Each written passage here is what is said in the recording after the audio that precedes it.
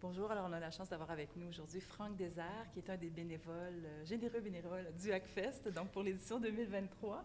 Franck, bonjour. Bonjour à vous. Merci de m'accueillir en tout cas et de me donner l'occasion de parler en tout cas. Tout à fait. Dans un premier temps, je me demandais, qu'est-ce qui t'a amené à travailler dans le domaine de la cybersécurité? C'est un vaste sujet que je ne peux pas résumer en 2 minutes, mais si je le fais, ça fait 36 ans que je suis dedans.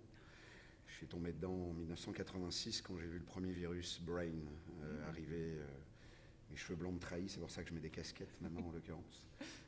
Et ensuite, j'ai pas abandonné la cybersécurité. Donc, étant français d'origine et en arrivant à Québec, j'ai resuivi le même parcours de me refaire une famille de sécurité que j'avais déjà en Europe. Et donc, de me réinvestir sur une famille qui me collait en termes de valeurs.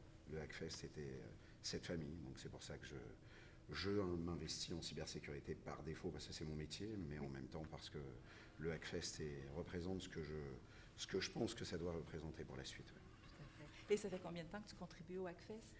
Alors au Hackfest, ça fait 12 ans maintenant. J'ai été la première année en tant que joueur et samouraï, comme on les appelle, c'est-à-dire les fameux t-shirts rouges pour aider un peu au forum et comprendre. Et l'année suivante, je suis rentré, on m'a donné l'opportunité de rentrer dans l'équipe de CTF. Donc évidemment, là, j'ai été designer pendant à peu près jusqu'en 2018.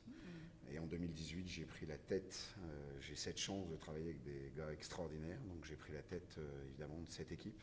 Et ça fait depuis 2018 que je gère le CTF à aujourd'hui. Donc ça fait 12 ans en tout et tech lead depuis 2018. D'accord, parfait. Et pourquoi est-ce que c'est important pour toi d'être impliqué dans cet événement-là? En fait, l'importance d'un événement de sécurité, c'est surtout l'importance d'un événement de communauté. Et pour moi, la priorité absolue, c'est, on va dire que le métier est compliqué et difficile. Il faut presque savoir des choses à plus de 360 degrés dans notre domaine. Que ça soit après dans le développement, dans la IT, dans le matériel. On le voit, la sécurité en 2023 devient évidemment un vrai problème, même pour monsieur et madame tout le monde. Parce que même monsieur et madame tout le monde peut se faire avoir avec n'importe quoi. Et à date, je crois que j'ai pas besoin de parler. Je crois que l'actualité parle pour moi au travers de tout ce qui s'est passé depuis ces 10 dernières années. Donc après, c'est la relève. Si on n'a pas de relève, on n'aura pas évidemment le vivier adéquat. Je pense que c'est comme les jeux vidéo. Le Canada a son épingle du jeu à tirer. Le Québec a attiré ça, a attiré cette, on va dire, cette industrie, comme l'industrie de l'aéronautique ou l'industrie de l'intelligence artificielle.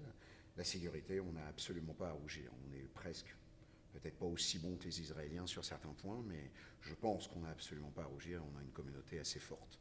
Donc, pour moi, le Hackfest représente évidemment le bras armé, on va dire, de cette évolution pédagogique.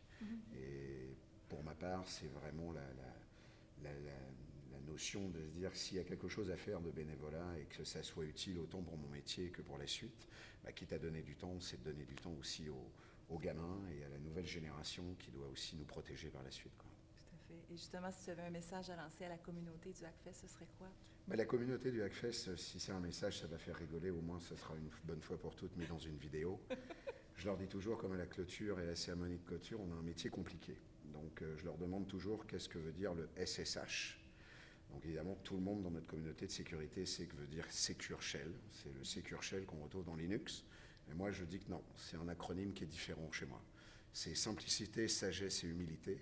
Oh. Et tant que vous suivez cette règle, vous n'aurez jamais de problème dans le débat de la cybersécurité. Sur ces sages paroles, merci beaucoup Franck d'avoir été avec nous. Merci de m'avoir encore accueilli, vraiment. Merci. Bientôt.